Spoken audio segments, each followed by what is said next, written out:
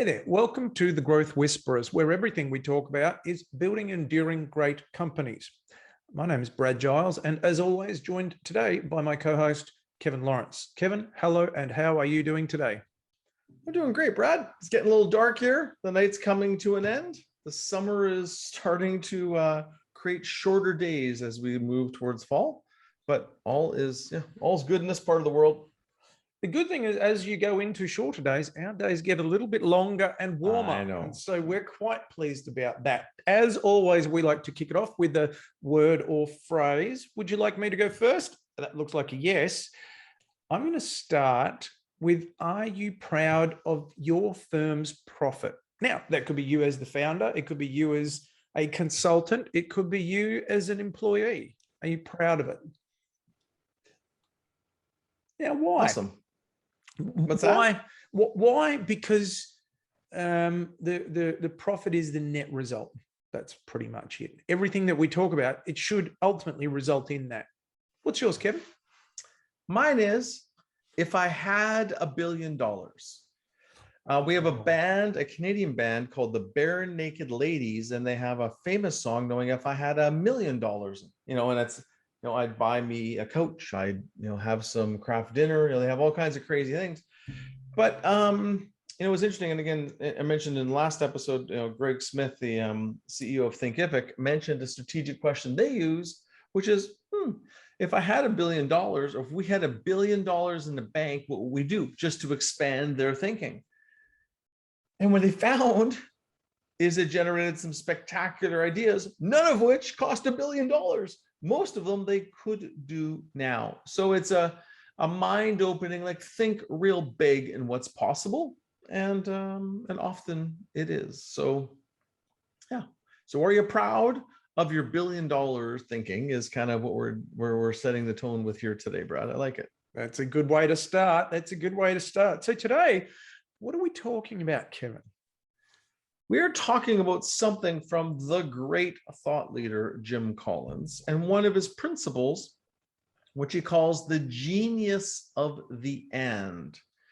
And, and interestingly, I have a good friend, and, her whole philosophy and her work is around the and, right? Not having to choose, where, where you can basically, you can feel proud and disappointed at the same time, or you can feel proud and almost self-critical at the same time. How you can have fighting emotions happening. It's really an interesting concept.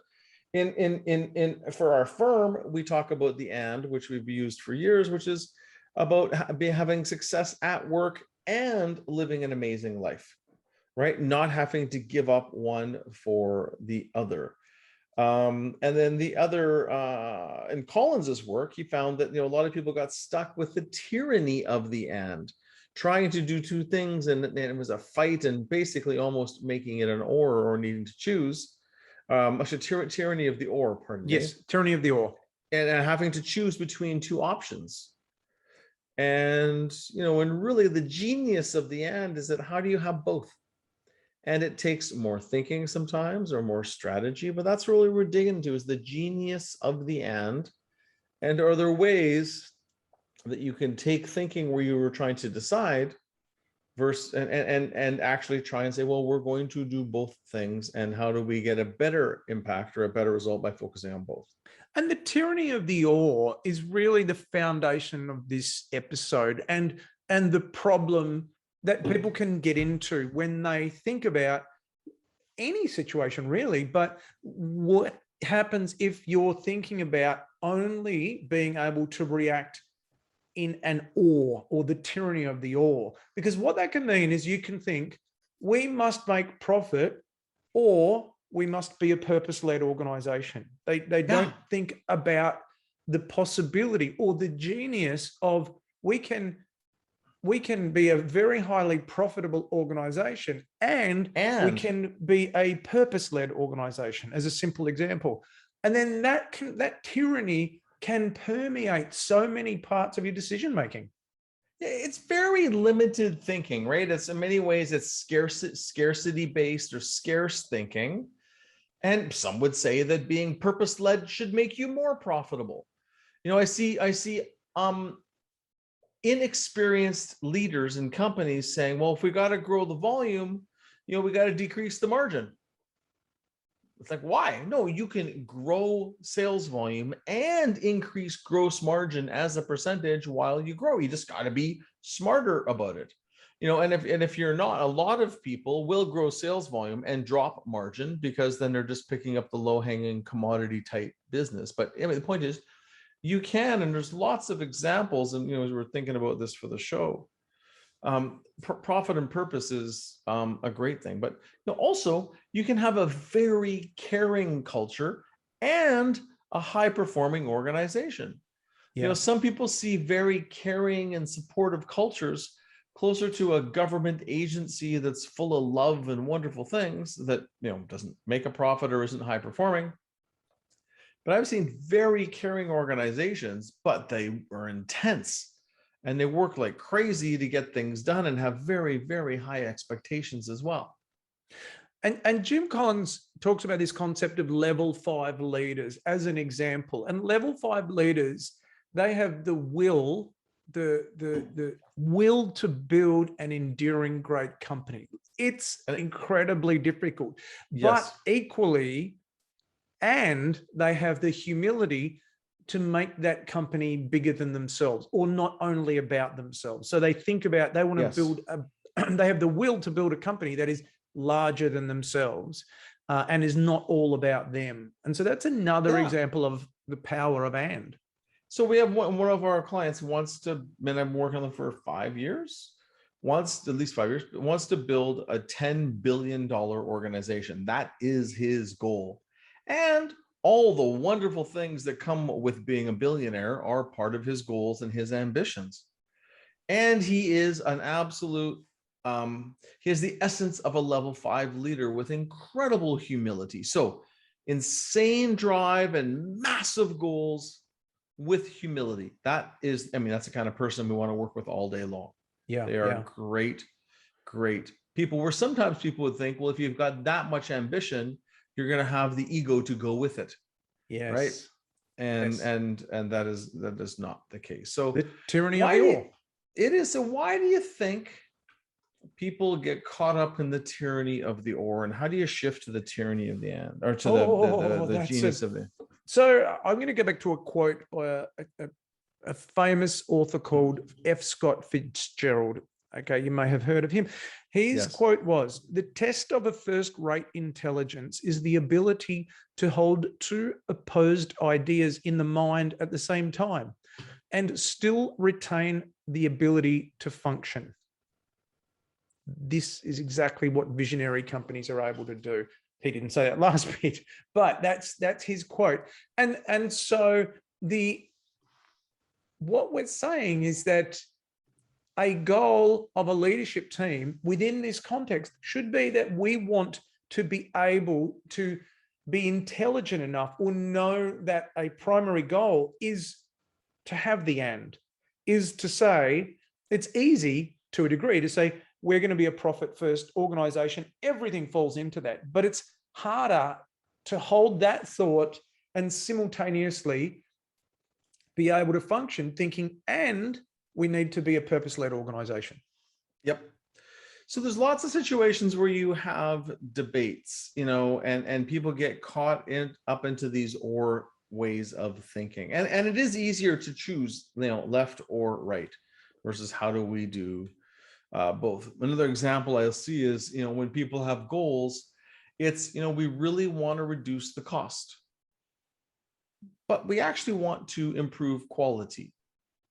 Right now, sometimes you can be overcommitting when you pick these things, but it's, well, how can we do both? And then you end up with a whole, and if you take the time to think and brainstorm about the ways to make it happen, sometimes there are solutions that decrease cost and increase quality, even though it seems like they're opposing. Like there can be ways to simplify processes or use a different vendor or do something dramatically different.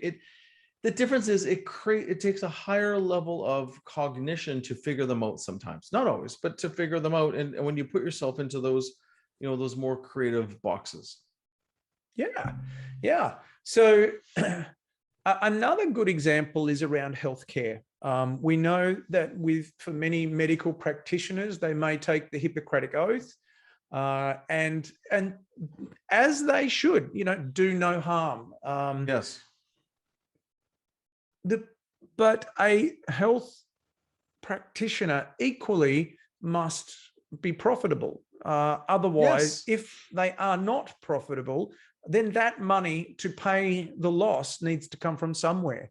And so understanding that the purpose of an organization is not to make a profit, but beyond that, the organization cannot exist without profit. So we've got to be able to hold those do the two right things. thing for the patient and the profit of the organization. And there are ways to do that.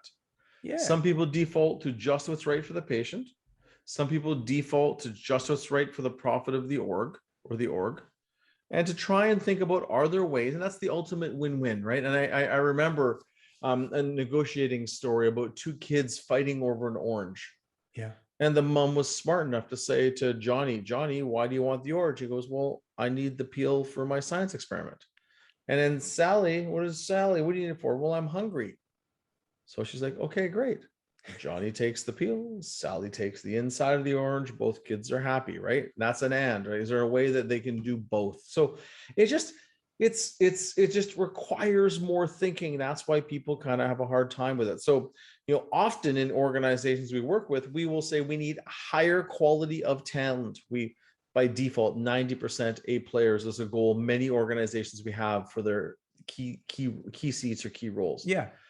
And we want to speed up the hiring process, or it's 90% A players and spend less total compensation as a percent of our gross margin. So our people cost less and we have more of them being high performers. And it's doable. We've done it lots of times. Another one is to relentlessly execute our systems and innovate. So for example, one company that we work with, they have a separate, and like many do, separate innovation team with an innovation budget. And they're always testing new things. So what they've done is some of the innovation is pulled off and separated. Sometimes it gets to be too much. The core people that are driving everyday execution stay focused on that. And then a few people focus on the innovation and how it can improve. And then they bring those in and incorporate them. So it's both. Sometimes you just have to carve up responsibilities to allow some of these things to happen. But the organization can relentlessly execute the as is while some other in the organization are innovating at the same time. That's a great example of what Jim Collins describes if you can imagine the Yin Yang symbol, where on one side he says stimulate progress, and then on the other protect the core. So on protect the core, that's about core values and purpose and the ideologies of the firm that should be enduring. They should be here for generations, with an asterisk. But then on the other side, we've got to have an engine that stimulates progress. And it is possible to do both of those things. You do not need to reinvent the firm all the time when it comes to the ideologies. Yep, absolutely. It's a great example that Jim has shared. Another one is we've seen where we would reduce the size of teams and expect more output of those teams. Yeah. Because what's interesting, even in our world, when you create a team of 25 people trying to work on something, it actually gets bogged down and slowed down. And there's a right size. They often say, if a team is it 2 pizza teams, whatever 2 pizzas can feed is probably the right size team member, which is, 5-6 people. Yeah. Depending on their appetite. But it's just that you can often speed things up and be more productive by having fewer people involved. That's a real simple one.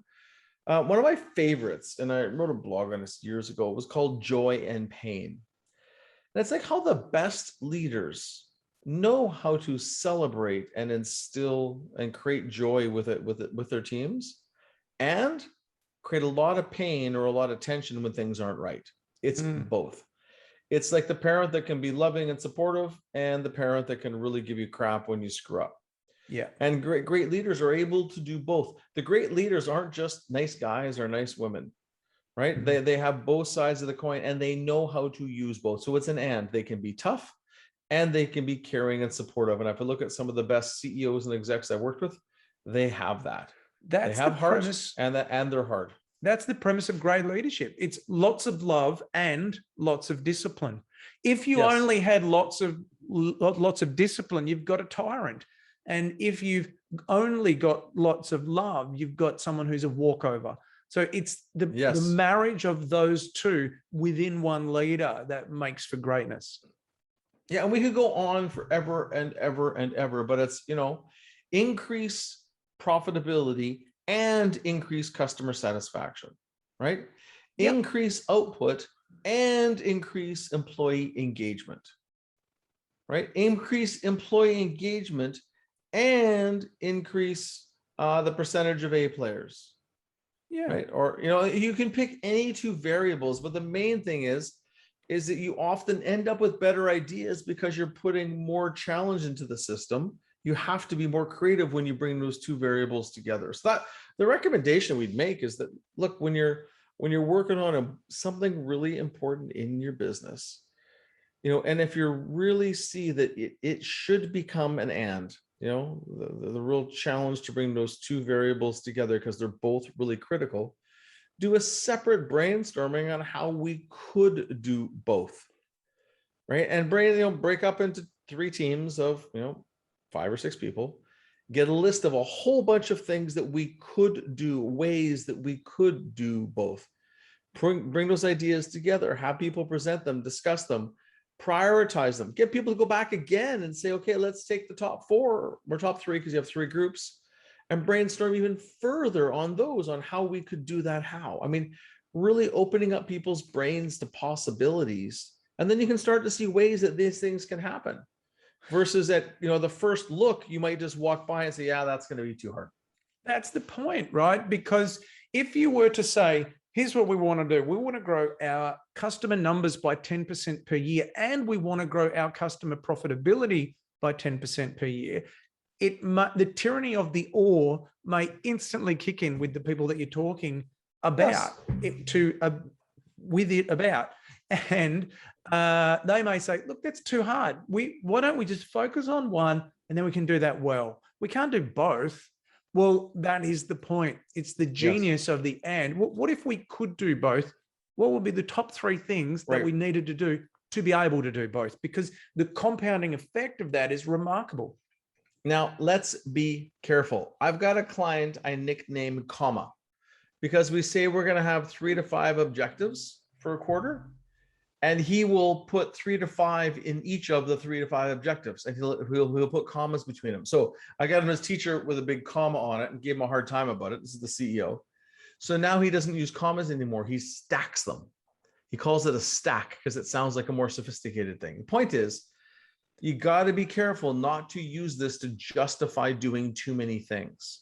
No. We're getting down to something that has massive value strategically or tactically, that it's one thing that you're trying to say, we kind of got to work both sides of the coin at the same time, versus using this technique as an excuse to club together a whole bunch of ideas that are of low value or low impact to your organization that should be deferred or left alone.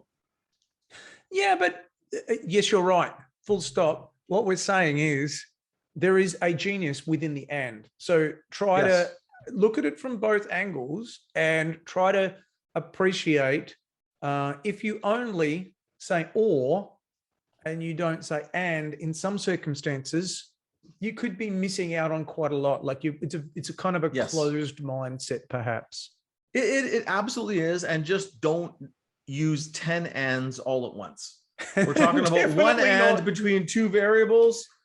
Miss Kirk, you know who you are. We're not using this as an excuse to have 10 variables in one objective. Okay, awesome. So let's kind of summarize this. So really, we're talking about the genius of the and, which is inspired by Jim Collins's work. He did some great research around this, and the tyranny of the or. People get stuck in having to choose between 2. By the way, my favorite technique for the genius of the and, we did it at the breakfast this morning, went for brunch this morning. And there's 3 amazing types of eggs Benedict. So I got one, my partner got another, and we shared. Sharing meals is a beautiful way. It's a beautiful genius of the and. You don't have to choose. You get to share. Isn't that beautiful, Brad? That's great. Why didn't we say that one at the beginning of the episode? I know we should have. We just got it. So it's the solution to Eggs Benedict. When you can't decide or whatever it is, sharing, I mean, genius of the and versus tyranny of the or, as per Collins. And we talked about examples of profit and purpose and caring and high performance, increase sales and increase margin.